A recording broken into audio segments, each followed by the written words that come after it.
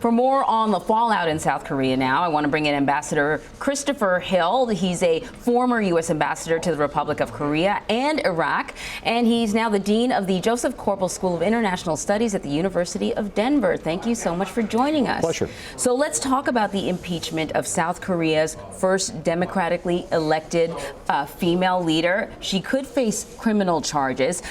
This sounds bad. How much does it complicate things, especially as we have Secretary of State Rex Tillerson heading to the region? Well, first of all, she, as all Korean presidents are, she's a one-term president. Her term was up at the end of the year, so she's going to face, she's going to be out by the end of the year.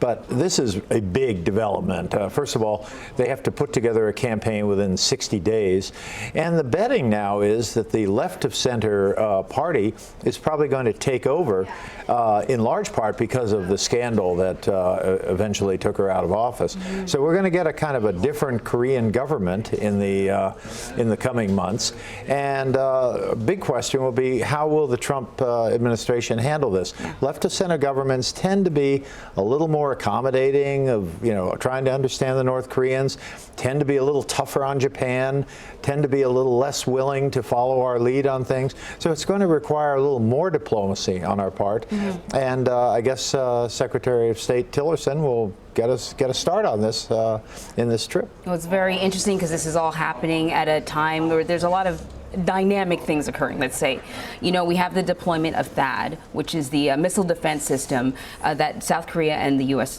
they're working together to put together. It's a response. It was in response to North Korea deploying missiles towards Japan, and they basically said, look, this was practice to see if we could hit a military base, an American military base in Japan.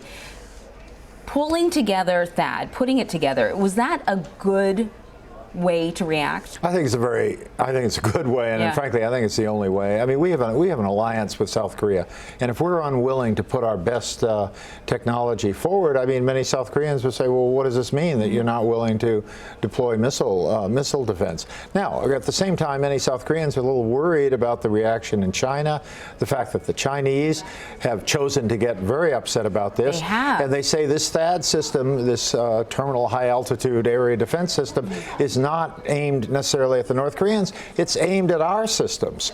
So the Chinese have kind of gotten themselves up into a row about this.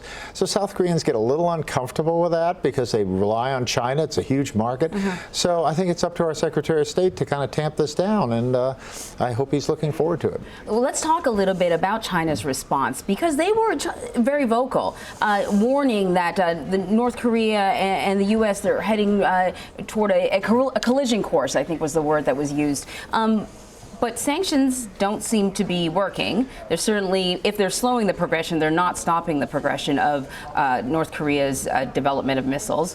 So where does China come into play? I mean, finger wagging is one thing, but shouldn't they be doing a little bit more? The North Koreans don't care what any of us think, and this particular leader of North Korea doesn't care what anyone thinks, including the Chinese. His father kind of paid some respect to the Chinese. That's one reason his father entered into negotiations on the basis of doing away with their nuclear systems. He was pressed by the Chinese. This guy doesn't seem to care. So the Chinese are worried. They don't seem to have the leverage. They are prepared to go further on sanctions. In fact, they've done some things lately, including cutting off their coal supplies. But cutting off coal supplies is probably not going to slow down the development of nuclear warheads, and that's what we're really worried about today. But how can they not have the leverage? They're the number one trading partner. They can just cut off the money. They can cut off financial flows. They've cut off oil, coal, or rather coal, not oil, but coal purchases. But you're right. I mean, they have a lot of leverage. But you have to understand, within China, there's no consensus about cutting off North Korea. There's no consensus about letting North Korea collapse. There are many Chinese who feel the North Koreans are their historic ally. There are other Chinese who feel that, boy, if North Korea goes down, victory for the United States, defeat for us. So there are people who look at it in those kind of zero-sum terms. Yeah. So it's not so easy for them. And by the way, the Chinese government has some internal problems right now. Often when you see a superpower not behaving well internationally, you can bet there's some internal problems, and I think the Chinese are having those. Very interesting. Okay, I want to switch to Iraq, and the focus has been on the battle to take Mosul from ISIS. How significant is this city? Mosul is huge, literally huge. It's the second largest city in Iraq. It's mainly a Sunni city, and as you know, most Iraqis are Shia, something we might have paid a little more attention to in 2003 when this all started, because what we did, we took a Sunni-led country in the Middle East and flipped it to being the only Shia country. So the entire Sunni Arab world looks at Iraq as kind of a black sheep. So here we have a situation where radical Sunnis have taken over Mosul and other places, and we're getting an army, an Iraqi army that's largely Shia, albeit with some Sunni militia, albeit with some international help, namely our help. And now we're getting to the point where we're almost ready to take Mosul. And the question will be not whether we can take Mosul, because I think we can. The question is what comes after. Will it be kind of a Sunni-dominated city as it was before, but loyal to the Shia-led country in Baghdad? These are all questions that the Iraqis really need to be up for answering. And certainly, it's not at all clear how this is going to work. So, on that, in that sort of stream of thought, if we're able to wipe out ISIS, is there a possibility that we will create sort of a terror vacuum where we're leaving a space for another terror group to walk right in? They're right across the border in Syria, many of them.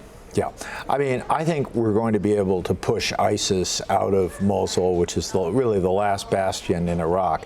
But ISIS is very much has power within Syria, especially in the absence of any state power there, and in the absence of really capable democratic forces on the other side.